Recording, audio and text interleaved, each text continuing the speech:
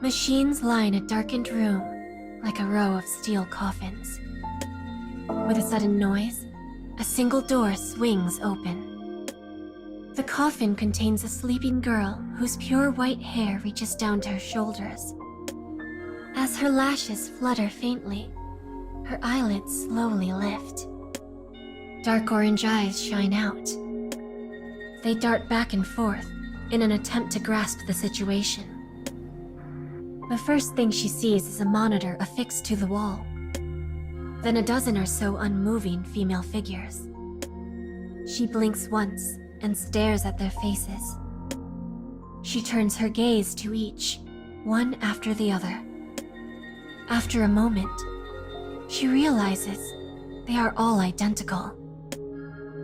Eyes, hair, lips, ears, skin, clothing, height, weight. Every detail is perfectly matched. The girl shows no surprise at this, but it's not as if she knew it was coming. In truth, she knows nothing at all. Her expression is simply blank. As blank as her shimmering white hair. She exits the machine and takes a few steps forward. She passes the other girls and comes to the center of the room, then looks around again.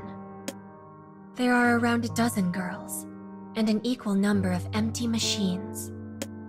It seems she is the last to awaken. The monitor is blank. Besides the floor and walls and ceiling, there is nothing else to the room. Having taken in the room, she now looks down at herself. Her clothes are the same as her companions. Her collar, which is high enough to hide her mouth, contains a small apparatus on the inside. The girl turns to look at the monitor. Her face appears on it, a reflection from what scant light exists within the room. The face in the reflection matches the other girl's. A pair of emotionless eyes stare back at her. After a time, the screen lights up blue. White shapes are projected on the monitor. They blink and change shape, over and over again. The girl understands nothing. She simply stares at the dancing figures on the screen.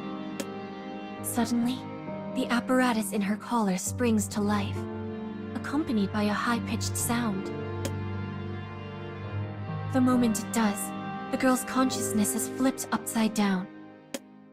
Voices ring in her head. Scenery dashes across her vision.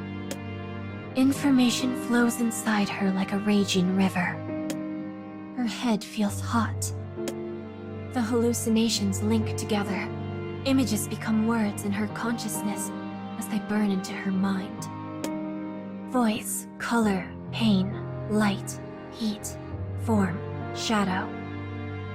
Voice, color, pain, light, heat, form, shadow. Voice, color, pain, light, heat, form, shadow.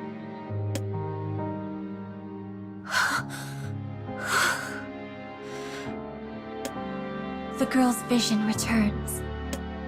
Her breathing remains ragged, her footing unsteady.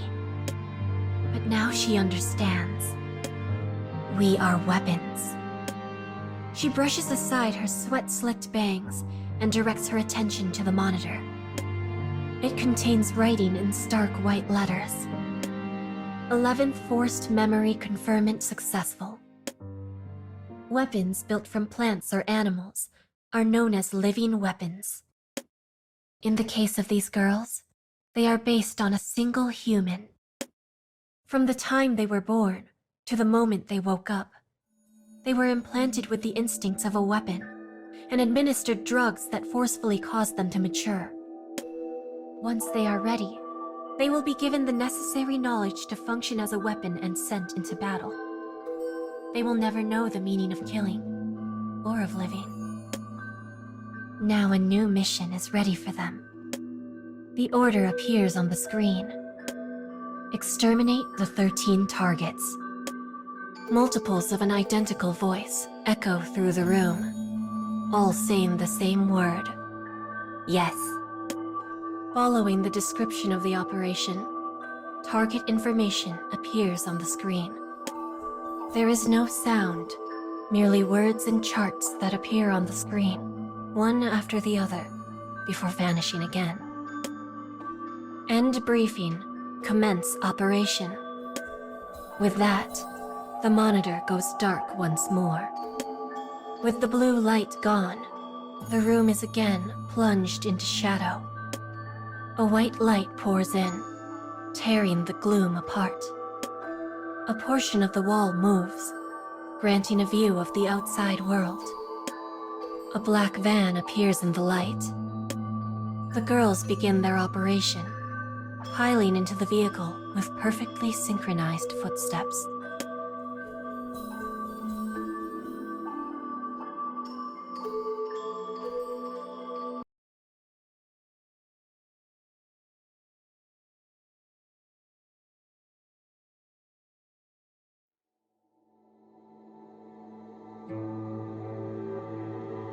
Approximately 21 minutes have passed since the beginning of the operation. Within an area that was once the city center, the girls stand and stare at a single point. They encountered the first target 4 minutes after arriving at their destination. But things have not yet proceeded to a combat situation. There is one reason for that. The girls stare at their lone target. Much like the girls, it is made with humanoid elements, including a head, torso, and 4 limbs. But each part is warped and twisted, like a doll haphazardly stitched together. Its skin reflects the sunlight, creating an eerie rainbow. All these facts are just as their intel said it would be. The girl at the rear of the group is the one who woke up last. She wields a sniper rifle. She peers down the sight, checking on her allies. The ones on the front line wield swords and other close combat weapons. Those with spears, greatswords, and other large weapons stand behind them, while those with long-range weapons, like the girl herself, watch and wait from even further in the rear guard. The weapons were procured from the self-driving vehicle they used for transport. Each girl was allotted a different one that signified their role. Though they all share the same faces and minds, they soon begin to separate from one another based on the weapon they have been given. After checking on her allies, the girl sights the target. Something is different from their pre-battle information. The target shows no reaction to their presence. While it seems to know they are there, it shows no interest, instead choosing to draw idly on the ground with a single finger. This behavior is strange. They had been told their target exhibited characteristics of being violent and cruel. This expected behavior was the reason they had approached the upcoming battle with such caution. 5 minutes later, events finally begin to unfold. A sword-wielding girl approaches the target. She walks with slow, measured steps. The sniper carefully observes the situation. When the sword wielder is 15 meters away, there is movement. Empty eyes turn to stare at her. They survey her calmly. The moment she raises her sword, the target leaps into the air. The battle has begun. The target twists in the air and uses the speed of its fall to slam its arms down on the sword wielder. She blocks the attack with the blunt edge of her weapon. A cloud of dust rises in the air at the impact. In the midst of it, the girl's eyes glow red. Empty eyes lock onto a crimson gaze. Both are shaped like humans, but both are false. A red light zips around within the dust. Blows and parries are traded with inhuman speed, Attacks collide. The red light stops. The dust slowly settles, exposing the pair. The sniper takes in a short breath and holds it. She pulls the trigger. The bullet pierces the air. The moment the sound reaches the target's ears, its left arm is blown from its body. The shock robs the creature of its ferocity. It slowly collapses into a defenseless heap. Another girl leaps forward from behind the sword user. Her spear pierces their foe, ending it. Target 1, silenced. The sniper thinks these words to herself. At the same time, she notices a strange sensation. Almost like a hole is being filled. But the girl does not understand what the feeling is, or what brought it about. As though confirming something, she looks at her palms. There is nothing there, even though she felt she had just obtained something. She readjusts the grip on her rifle and stands. With the strange sensation still in her chest, the girl and her companions set out for the next target. In front is the one who wields the sword. The roles given to them in battle had led her to assume a natural position of leadership. The girl in front looks down at her palm as they walk. She also does not know the source of her discomfort. What they feel is not joy in victory, simply excitement that their perfectly coordinated actions have led to success. But the girls do not yet understand that.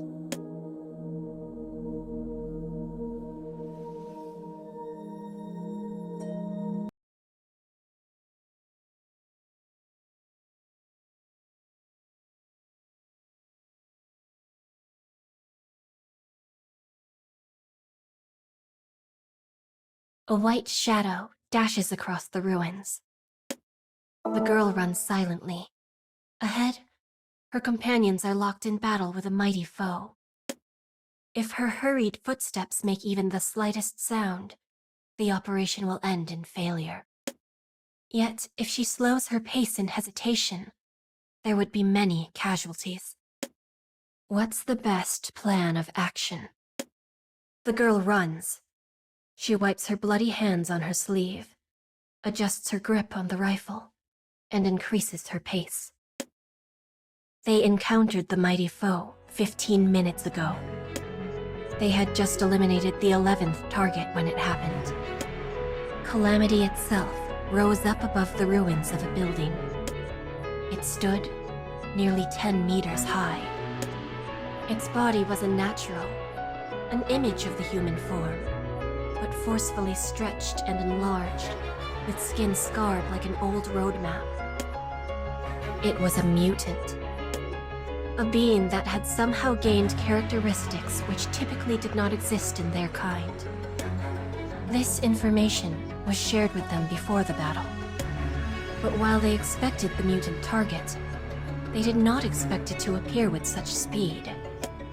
The mutant fell from the sky like a meteorite, crushing one of the girls on contact. Before the group could even register this fact, it had felled another of their number. The girl's blood rained down across the ruined city. The mutant's empty eyes towered above them. Which brings us to the present. While the group successfully reorganized their formation, the battle has not yet turned in their favor. Dodging the mutant's constant blows, the girls deliver their own. But their blades cannot pierce its thick skin. Their movements begin to slow, exhaustion taking hold as attack after attack comes up empty. But then, the sound of an explosion from behind the target. The unmistakable percussion of a sniper rifle. A large bullet pierces the mutant's neck, causing the massive figure to stagger. But it quickly recovers. The bullet's path becomes another scar. As the girl loads another bullet in the chamber, the mutant makes a slow turn to face her, which is exactly what she wants. The human body is covered with soft muscle and skin that stretches and contracts as it moves. And the larger a body is, the more that muscle and skin is forced to move and contract, and to stretch thin. The scars on the mutant's skin are places that have been damaged from this constant stretching. It was the sword wielder who first realized this. As the mutant turns, a scar tears open on its lower back.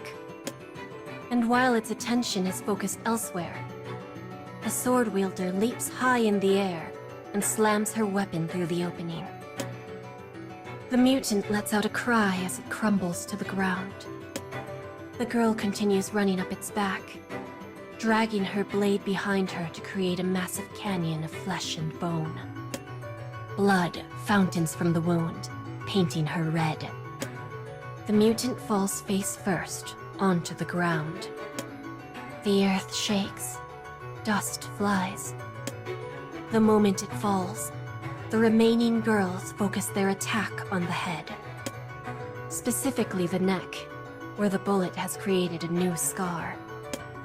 The sniper fires again, creating a new furrow in the creature. The rest of the group attacks this new opening with relish. The mutant shivers. It howls. Its fingers contract, convulse, and then, finally, it moves no more. Watching from a distance, the sniper releases her grip on the rifle and lets out her breath. The purpose of holding her breath is to steady her aim.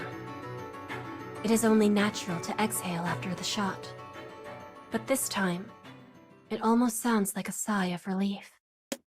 She shoulders her rifle and prepares to rejoin the group. But before she can move, a sound erupts behind her. It is the 13th target. It had emerged from the ruins close to the isolated sniper, and now tears out her windpipe. Blood mists across the air. Crimson spreads over the ground.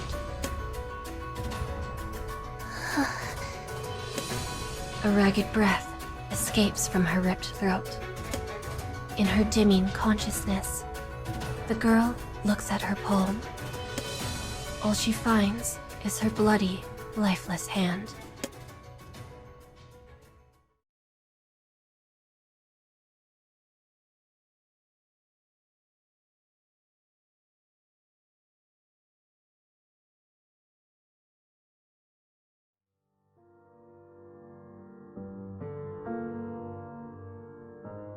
And so, the 13th target falls. With the operation complete, the driverless vehicle returns. The armored machine carries the group back to the place where they first woke up. It is dark in the vehicle, and featureless save for slots to store weapons and handrails along the sides. It is the typical construction for a vehicle that carries weapons. The automobile motors across the wilderness. The girls sit on the floor inside. A full half of them do not make the return trip. The air is filled with a scent of metal and oppressive silence. The weapons on the wall still drip with blood. One of the girls stares at them for no reason in particular. She sees her own sword, as well as a number of weapons that no longer have anyone to wield them. Some of the slots contain nothing at all, their weapons having been too damaged to recover. In particular, many guns are missing, and the largest such gap is one that used to hold a sniper rifle. A thought crosses the girl's mind as she stares at the space. There is a hole that will never be filled. The journey continues. No one speaks. Despite the silence, they still hear nothing from outside the vehicle. Finally, the girl stops staring at the weapons and closes her eyes. She leans back and waits for time to pass. She knows the return trip is the same distance as the first, but it seems to be taking much, much longer. It feels like she will be in this vehicle forever. Some time later, the vehicle finally comes to a stop. Its doors open automatically. Light pours inside. The girls file out. Some walk slowly, nursing wounds. Some walk slowly, nursing exhaustion. But the girl who had her eyes closed does not move. Instead, she remains in the vehicle and listens to the footsteps of her companions slowly fade into the distance. Once that sound is no more, she opens her eyes, forces herself to her feet, and steps out. The moment she touches ground, the sound of the large doors closing begins. On a whim, she turns back to look. She sees the wall of weapons slowly disappear. The engine begins to hum. The girl stands in place, completely alone, until the vehicle drives off. When the girls return to their dark room, they see cold white letters on a blue screen. Well done. There are fewer casualties than estimated. The words of praise flicker for a moment before vanishing. A rundown of their next operation suddenly springs to life on the screen. Though the objective and plan remain the same, the scale this time will be larger, including the number of targets, which means their numbers will need to be replenished. The girls stare silently at the screen. Once the mission statement is complete, the screen urges them to enter the row of machines for rest and wound treatment. Each girl replies with a single word: yes. But unlike the last time, they do not speak in unison. The screen falls dark. The girls follow orders and return to their coffins. Inside, the girl who closed her eyes cannot stop her thoughts. They estimated the number of dead and injured. Those deaths have been predicted from the start. I am alive, but that only means I survived this day.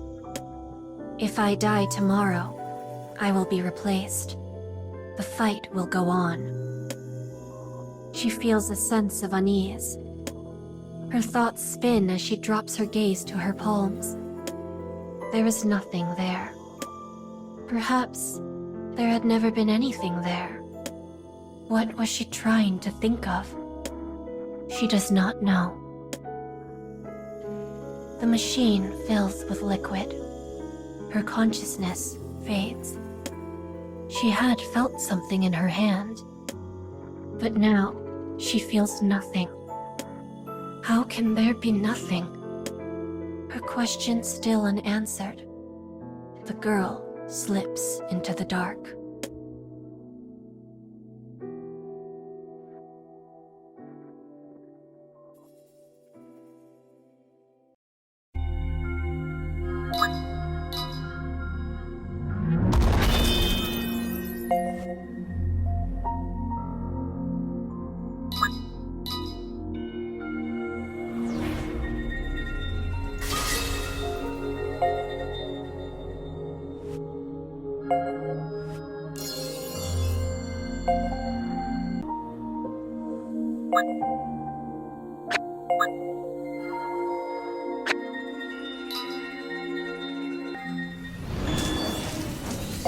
Who are you?